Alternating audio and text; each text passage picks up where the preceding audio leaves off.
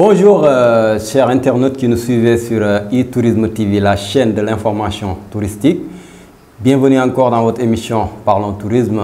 Aujourd'hui, je reçois deux jeunes entrepreneurs pour parler de l'entrepreneuriat dans le secteur touristique. Je vais laisser ces deux jeunes se présenter. Bonjour Monsieur K. Bonjour Monsieur Diédiou. Bienvenue dans l'émission Parlons Tourisme. Merci pour l'invitation. Je suis très heureux de partager le plateau avec vous et aussi avec mon ami Diop. Je vais lui laisser présenter. Merci Monsieur K. Monsieur Diop, bonjour. Bonjour Monsieur Diop. Monsieur Diop, une petite présentation. Je me présente, moi c'est Monsieur Diop, Pape Abdoulaye Diop. Je suis le gérant de l'agence Hop Vision Sénégal. Oui. Et ça m'a fait plaisir aussi de partager l'émission avec vous. Merci. Donc Monsieur K, tout à l'heure, je ne vous ai pas demandé de vous présenter. Vous pouvez vous présenter par rapport aux structures que vous avez aussi. D'accord. Moi, c'est Abdouka. Je suis à la base un web designer spécialisé dans le domaine du tourisme. J'ai une agence de communication qui fait la communication dans le domaine du tourisme et du voyage, qui s'appelle JC Agence, située ici à Saly. Nous accompagnons les agences de voyage, que ce soit les agences, les guides touristiques, tous les acteurs dans le domaine du tourisme, avec leur communication en ligne. Donc, pour vous, chers internautes qui nous suivez ici, aujourd'hui, je reçois deux jeunes qui sont des entrepreneurs. Et tous les deux ont des entreprises qui travaillent dans le secteur touristique. Donc, je vais venir sur Pape Abdoulaye. Pape Abdoulaye, pouvez-vous un peu revenir sur votre parcours jusqu'à créer votre propre entreprise? Merci, M. Diédiou. Comme je vous ai dit, je suis le gérant de l'agence Hop Vision Sénégal. Hop Vision Sénégal est une agence de guide, d'hébergement et événementiel qui fait le service de conciergerie. Donc, moi, je me suis formé en gestion hôtellerie-tourisme à Enship Afrique de Dakar. Et après, pendant mon deuxième année de formation, c'est pendant cette période que c'était en 2018 que j'ai démarré dans le domaine de l'entrepreneuriat. Et pendant cette période, à l'école, on nous avait demandé ce qu'on doit chercher d'un stage pour valider un module. Et de cela, vu que moi je suis de Mbour, qui est une zone touristique, plus particulièrement au niveau de Saly, je suis retourné ici à Mbour et je me suis rapproché de la structure de l'Office du tourisme. L'inspection régionale. Effectivement, pour demander le stage là-bas. Une fois sur place là-bas, j'ai trouvé un monsieur que j'admire tellement, qui s'appelle Abdoulaye Faye. Je l'ai trouvé là-bas et je l'ai présenté mon CV qui a été bien préparé, tout cela. Je l'ai présenté. Et après l'étude de mon CV, il m'a dit que bon, il y a une possibilité de vous prendre ici en stage, mais juste pour 3 mois. Mais après ces 3 mois, tu penses faire quoi? Parce que la plupart du temps, les stagiaires, on les prend juste pour les stages. Mais c'est l'État après qui sélectionne tout cela. Et après, il m'a dit, par contre, est-ce que tu n'as pas l'idée de création d'une entreprise ou de mettre quelque chose en place? Je lui ai dit, si. Et vu que je lui ai dit que si j'ai l'idée, il m'a demandé quelles sont tes idées de création d'entreprise. Je lui ai dit que moi, je me suis formé en gestion hôtellerie-tourisme. Et je voulais me spécialiser dans le service de conciergerie en ligne. Le conciergerie en ligne qui est chargé de faire accueil, orientation et conseil des clients pour leur faire part des différentes structures touristiques. Et de cela, ils m'ont posé la question, est-ce que tu as les compétences nécessaires? Je me suis dit que je me suis bien formé, vu mes notes et tout cela, et il y a l'école qui apprécie tellement mes notes, tout cela, l'évolution de mon travail. Parce que moi, je vous dis que je suis parti à l'école pour me former avec mon propre idée de création d'entreprise en tête. Je suis parti avec le nom de Hop Vision Sénégal là-bas. Auparavant, quand je parlais des gens de Hop Vision Sénégal, Hop Vision, qui m'a été inspiré par une agence qui se trouve ici à Mbour, gérée par mes cousins, qui est Happy Excursion Sénégal, que je salue de passage aussi. Ce sont mes cousins, c'est la famille. carrément. Du coup, après, il m'a demandé comment je peux faire pour créer une entreprise. Je lui ai dit que je lui ai présenté mon business plan, tout cela. Lui aussi, il l'a apprécié. Et il m'a dit, qu'attends-tu donc? Tu n'as pas besoin de faire des stages pour perdre de temps encore. Tu te lances, tu essayes. Tu as déjà la formation. Essaye de formaliser votre entreprise et chercher du fonds. Et je me suis basé sur ces 3 F. Comme le premier F de formation, pendant cette période-là, j'étais toujours à l'école de formation, je me formais. Et il m'a dit, il faut que je rende formelles les structures. Et pour rendre formelles les structures sur le business plan, ça a été bien détaillé. On doit faire une recherche de fonds. Une fois que je regroupe les 3 F-là, formation, recherche de fonds et formalité. Okay, donc, formation, fonds et formalité. Voilà. Okay. C'est sur cette base-là que je me suis lancé. Et comment j'ai trouvé du fonds? Parce que à l'école, on présentait des business plans et on sélectionnait les 3 meilleurs business plans. Et notre business plan était 2e position. Et l'école nous a côtoyé un peu de financement. Et j'ai osé aller jusqu'au bout, aller rencontrer au niveau des financements de DER. Sur place, je l'ai présenté aussi, mon business plan et tout cela, je l'ai défendu et ils l'ont apprécié. Malgré que le montant qu'on avait demandé, on ne nous a pas donné un tiers même, mais ça nous a permis un moins de rendre formelles les structures. C'est ce qui nous a permis de mettre en place les structures Hub Vision Sénégal, qui est une agence de guide, d'hébergement et événementiel. On fait le service de conciergerie, accueil, orientation et conseil. En même temps, on entreprend tout le démarche nécessaire pour le bon déroulement d'un séjour d'un client ici au Sénégal, qui est appelé Pays de la Teranga. Merci Pape Abdoulaye pour votre brillant parcours. Vraiment, félicitations encore. Je vais venir sur M. K. M. K, dites-nous un peu votre parcours jusqu'à créer votre propre entreprise. Hein. Alors, moi j'ai eu un parcours un peu particulier parce qu'à la base, on nous demande de faire une formation, de chercher un travail ou bien de faire une formation et d'entreprendre. Moi, j'ai su, très jeune, j'ai su que ce que je voulais devenir, c'est être libre. Je ne savais pas c'est quoi entrepreneuriat, je ne savais pas c'est quoi une entreprise, mais je savais ce que je veux. Je ne veux pas quelqu'un qui me donne des ordres. Être indépendant. Être indépendant, je l'ai toujours voulu. Depuis très jeune même, je l'ai toujours voulu. Alors, déjà, c'est ce qui m'a poussé dans mes études, lorsque j'étais presque en classe de 3e. J'ai commencé à faire un peu du business. Comment? Parce que j'avais déjà des connaissances un peu techniques sur les outils de Word, Excel et tout ça. Ce que je faisais, c'est que je prenais l'exposé des élèves, je les prenais et je les faisais moi-même et je les faisais imprimer et j'encaissais de l'argent. Ce que je faisais le tour des classes pour encaisser les exposés et le faire sur mon téléphone d'abord et les envoyer à quelqu'un pour qu'il imprime ça et je le paye et j'encaisse de l'argent. C'est comme ça que j'ai commencé à gagner un peu d'argent. Après aussi, j'ai commencé à faire des recherches. J'ai fait de l'immobilier un peu. Comment? Dans la location de courte durée. J'ai commencé par-ci, par-là, à faire des locations par-ci, par-là. Et au fur et à mesure, ça a pris de l'ampleur. En ce moment-là aussi, j'étais à l'école.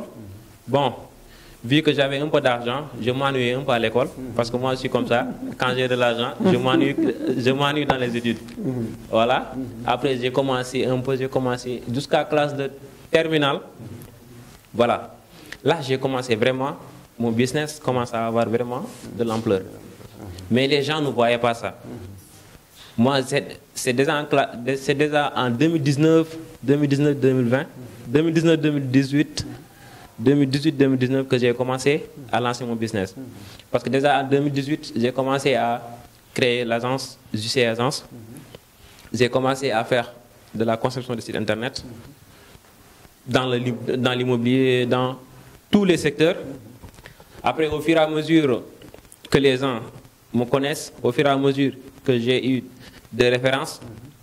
Déjà en classe en 2022-2023, bon, j'ai commencé vraiment à me spécialiser dans le domaine du tourisme.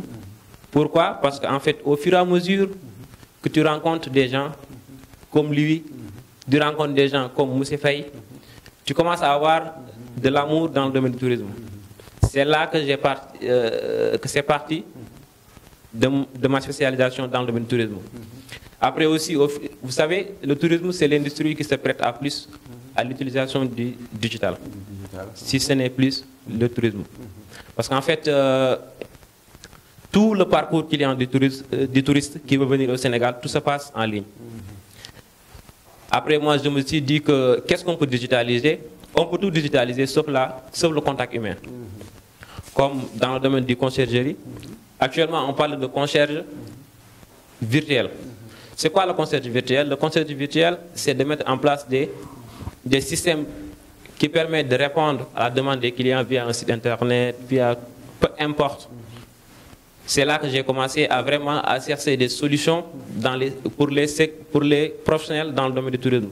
C'est là que j'ai vraiment eu l'idée de me spécialiser dans le domaine du tourisme et accompagner les agences, que ce soit les agences, les guides et tout ça, pour faire leur communication.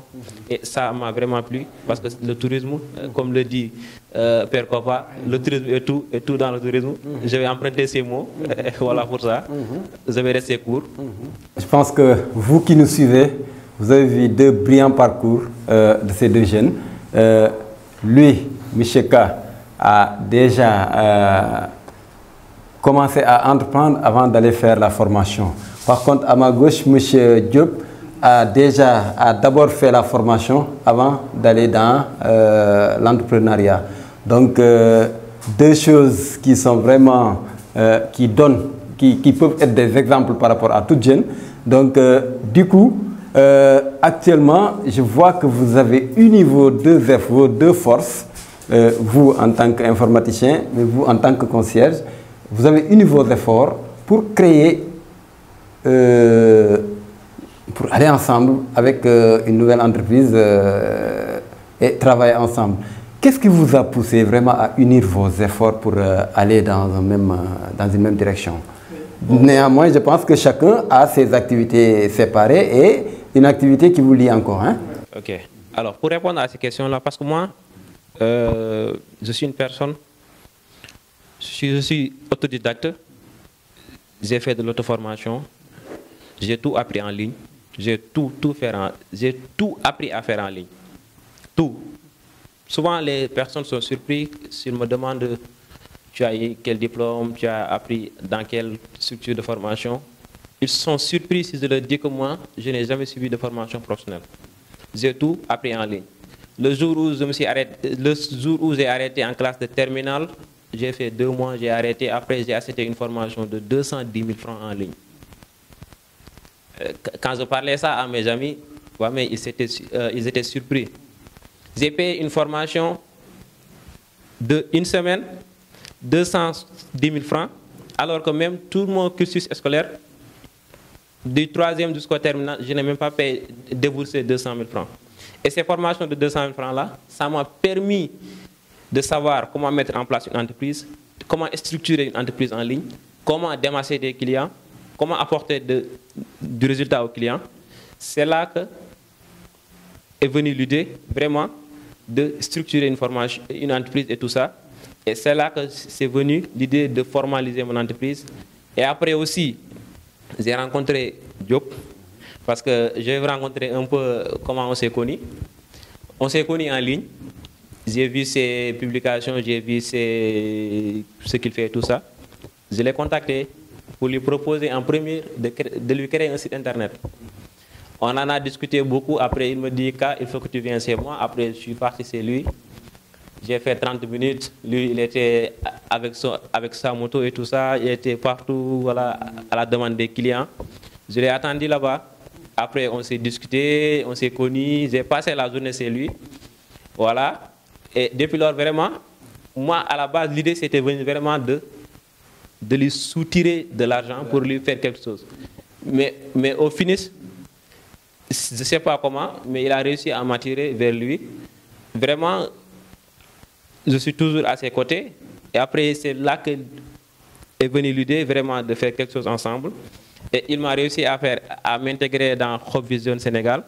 Voilà, et après aussi, c'est là que m'est venue l'idée aussi, nous est venue l'idée aussi de mettre quelque chose en place, vu qu'on est des jeunes, on n'a rien à perdre, tout est risqué et on prend les risques. On a lancé quelque chose ensemble et je vais lui laisser voilà, développer un peu. Diop, allez-y. Mais il a expliqué notre rencontre, quoi. Vous voyez? Pourtant, on se connaissait depuis Angekor, parce qu'on habitait ensemble à Angekor, mais avec... on n'avait pas les mêmes visions. Mais à un moment donné, il y a les visions qui se croisent. Et le destin nous a obligés de se rencontrer et d'essayer de mettre en place quelque chose en place. Nous, on est des entrepreneurs. Ça, je vous le confirme. Parce qu'on a une structure bien formelle, en plus structurée, et il y a des employés, il y a tout. Et dans notre bureau, je peux dire, on a plus de 199 000, j'exagère pas, de demandes d'emploi, des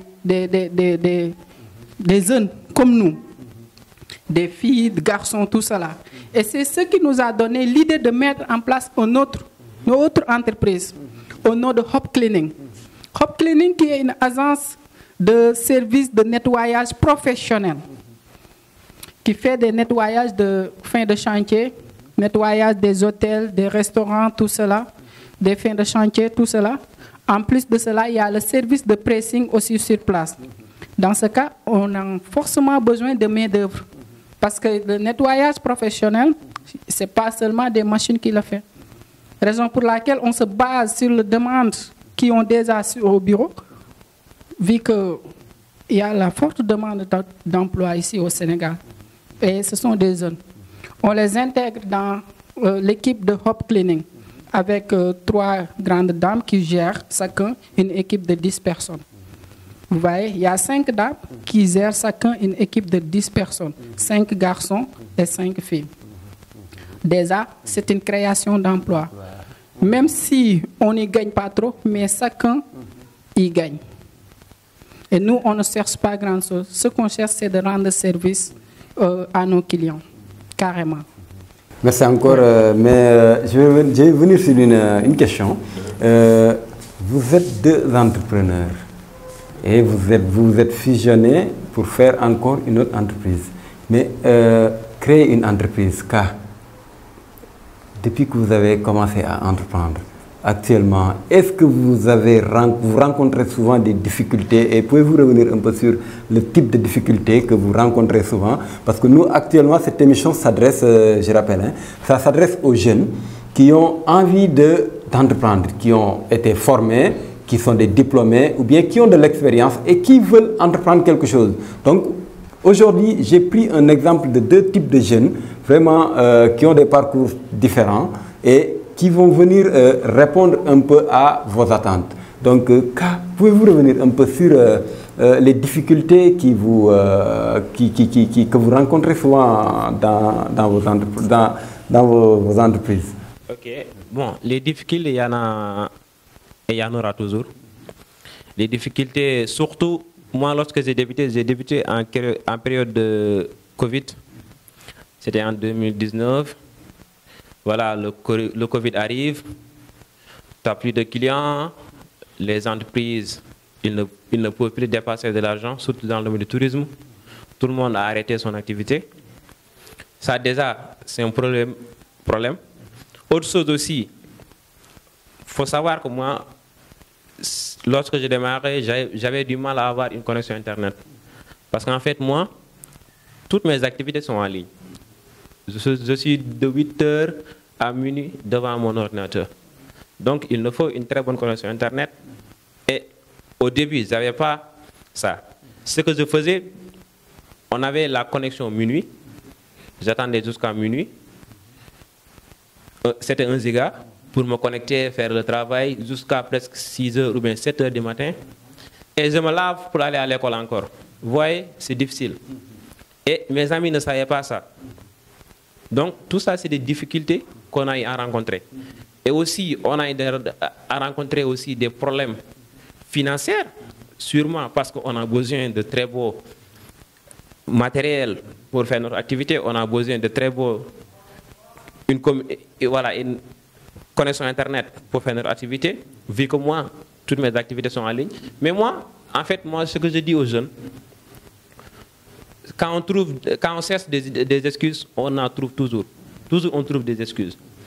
Actuellement, il n'y a pas une activité qu'on ne peut pas démarrer en ligne.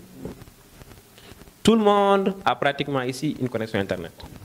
Mais le problème en est que la plupart des jeunes, ils utilisent Internet pour le divertissement, des futilités et tout ça.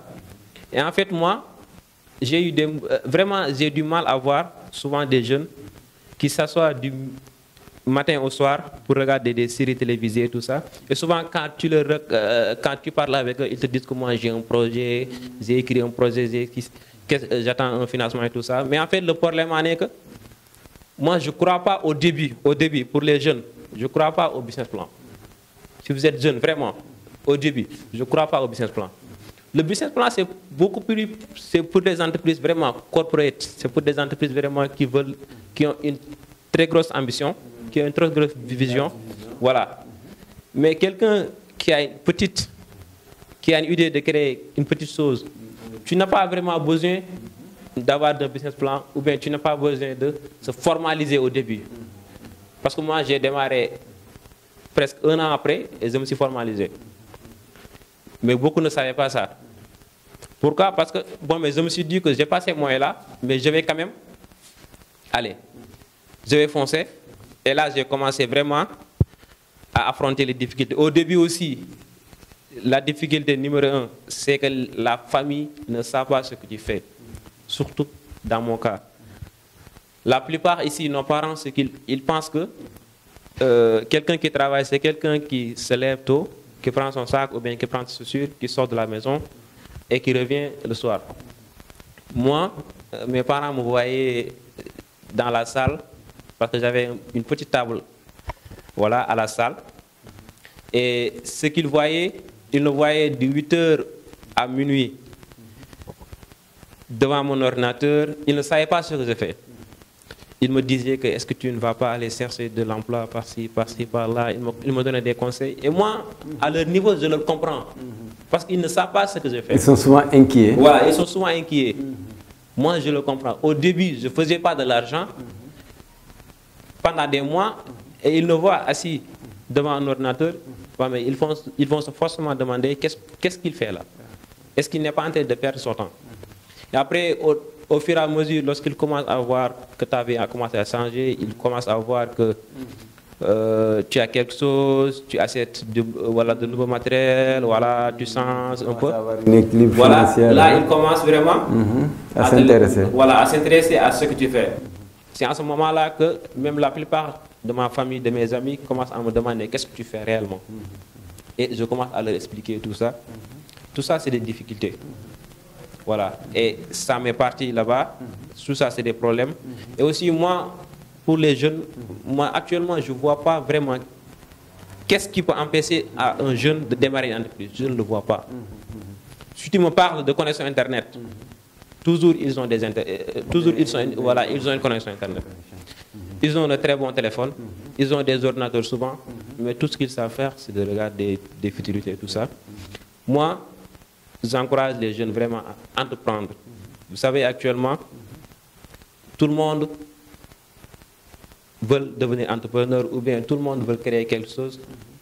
Mais le problème en est que pour être un entrepreneur, il faut vraiment commencer à formenter ce qu'on nous a appris à l'école. Moi, j'ai commencé déjà à classe de 3e à lire des livres. J'ai commencé à critiquer notre système scolaire. J'ai commencé à parler aux jeunes déjà en classe, en leur disant que ne vous basez pas sur ce qu'on apprend à l'école. Si vous voulez vraiment devenir indépendant et libre, il faut entreprendre. Et c'est là que m'est venue l'idée vraiment de développer, avancer un peu et tout ça. J'ai rencontré beaucoup de difficultés, beaucoup même. Et j'ai eu le courage vraiment de me relever à chaque instant. J'ai eu le courage vraiment d'avoir la tête haute, vraiment, pour faire face à ces difficultés-là. Merci encore, Moucheka, pour vraiment ces explications qui sont vraiment claires. Et je pense que toute jeune, toute personne ayant des idées d'entreprendre pourra vraiment apprendre de Moucheka. Monsieur Diop, des difficultés, est-ce que vous en rencontrez ou bien vous en avez rencontré un peu dans l'exercice de vos activités dans votre entreprise? Oui, dans l'exercice de mes services, les difficultés que je me suis rencontrée au fur du temps, c'est, je peux dire que beaucoup de gens m'ont sous-estimé. Carrément, c'est ça.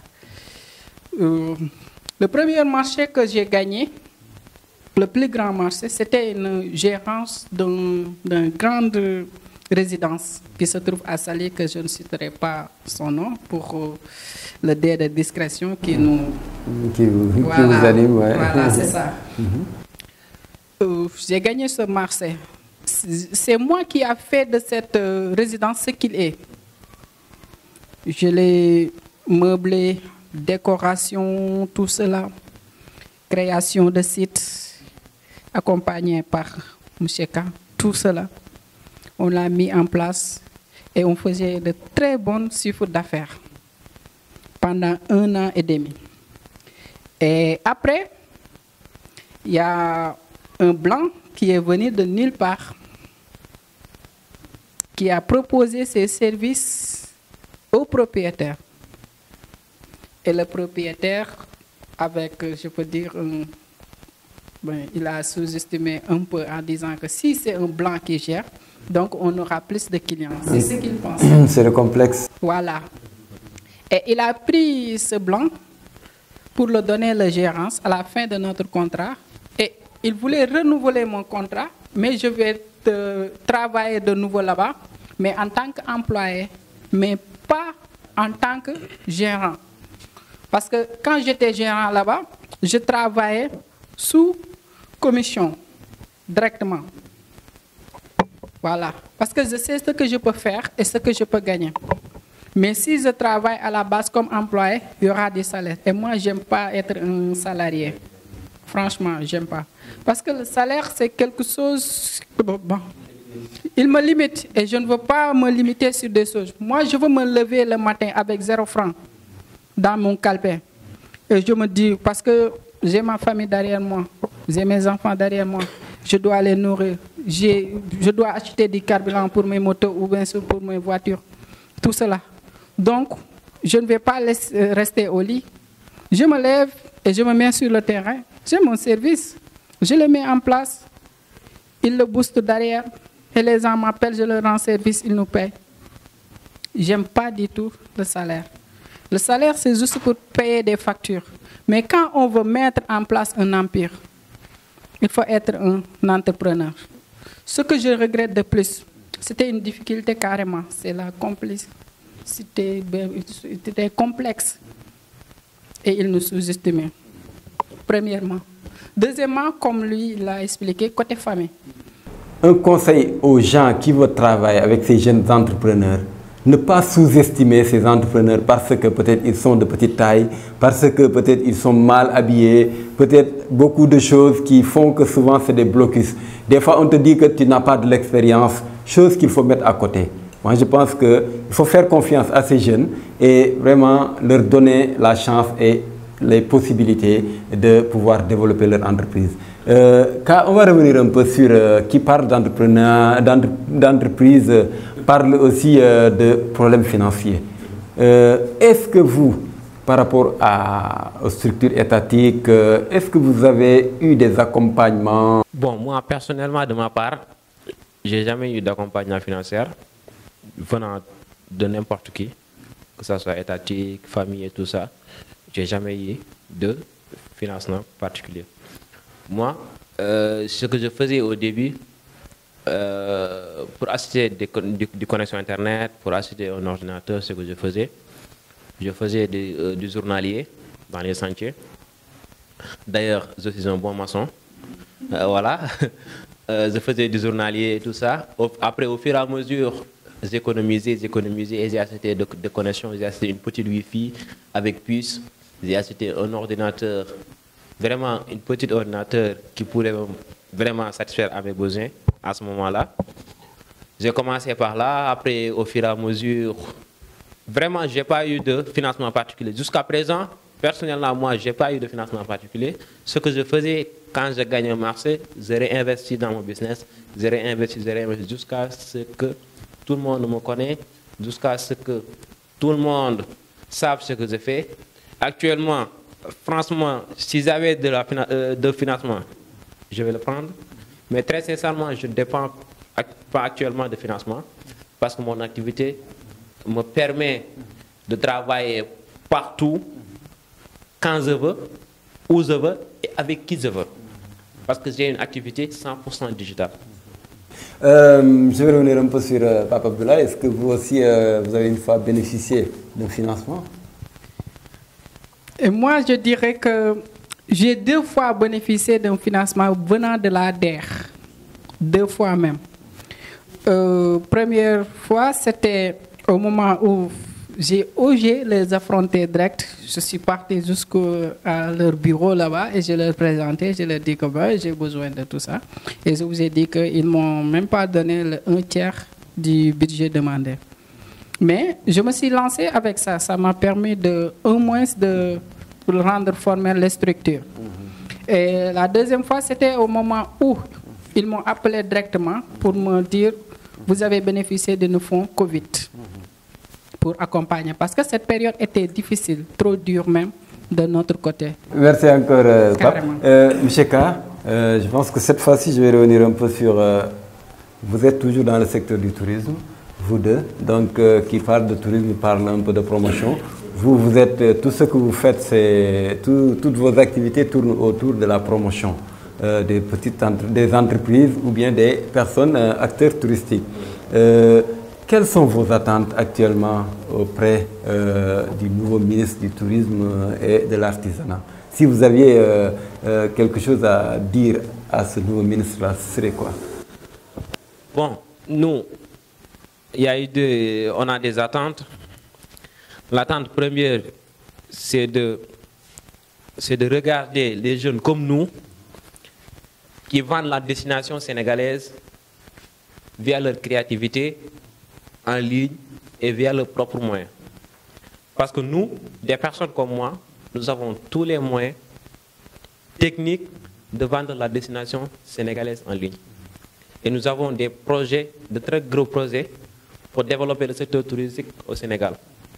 Pour rendre vraiment facile la recherche d'informations du client jusqu'à la réservation, nous avons tous les moyens techniques de le mettre en ligne. Nous, ce qu'on veut juste, c'est vraiment que le nouveau ministre mise sur le digital, en partenariat avec des jeunes comme nous qui ont des entreprises, et de financer leurs projets pour qu'ils mettent en place quelque chose. Parce qu'en fait, toute la chaîne de valeur du tourisme, on peut tout digitaliser sauf le contact humain. Donc moi, je ne vois pas quelque chose qu'on ne peut pas digitaliser dans le tourisme, de la recherche jusqu'à la réservation du client. On a les moyens, on a les connaissances techniques et tout ça. Nous, ce qu'on veut juste, c'est que l'État et le nouveau ministre nous accompagnent dans ce sens-là pour mettre en place nos idées, nos projets et que ça soit vraiment quelque chose de bien organisé, bien structuré. Donc, et je pense que si on fait cela, on va vraiment montrer la destination sénégalaise autrement, on va vendre la destination sénégalaise. Parce qu'actuellement, qu'on le veuille ou non, le digital est tout. C'est ça un peu nos attentes dans le tourisme avec le nouveau gouvernement. Et on espère vraiment que ça va aller. On espère vraiment qu'ils vont vraiment nous voir, qu'ils vont vraiment essayer de se mettre à jour pour vraiment vendre la destination sénégalaise. Voilà. Merci. Donc, Papa Abdoulaye, toi en tant que concierge, en tant que jeune entrepreneur encore, tes attentes par rapport à ce nouveau ministre du Tourisme et de l'Artisanat? Je reviens sur les mots de Mousseka, carrément. Oui. Nous tous, c'est ce qu'on attend du nouveau ministre du Tourisme, carrément. Parce que le digital, ça englobe tout. Je me prends l'exemple sur moi. Je vous ai dit tantôt que c'est lui l'homme de l'ombre. Grâce à lui, je puisse avoir des demandes de service. C'est le contact humain que je gère. Mais tout ce qui est derrière, c'est lui qui le gère. Il peut même faire réservation à l'hôtel. Et moi, le jour de l'arrivée du client, je l'accueille et je l'oriente. S'ils ne connaissent pas l'endroit, je l'installe. Et s'il a besoin d'autres choses au fur et à mesure de son séjour, comme s'il a besoin de manger quelque part, de manger du thieboudienne, s'il veut des conseils comme des suggestions à faire, je lui suggère d'autres choses, je lui accompagne. S'il veut découvrir quelque chose aussi, je lui propose les choses qui sont là à découvrir et je l'amène en même temps. C'est le contact humain que je gère. Donc on insiste encore une fois au nouveau ministre de focaliser davantage sur les jeunes, le digital, tout cela pour avoir plus d'accompagnement. Nous, on est là pour faire de telle sorte que notre destination soit plus que visible que les autres destinations. Parce que le Sénégal, c'est le pays de la teranga et on a beaucoup de choses à découvrir, à voir. Carrément, c'est l'hospitalité en tout cas. Donc, Monsieur Diop, on va revenir sur votre conseil. Vous avez un conseil par rapport à ces jeunes qui veulent entreprendre et qui, soit que ça soit dans le domaine touristique ou bien dans tout autre domaine.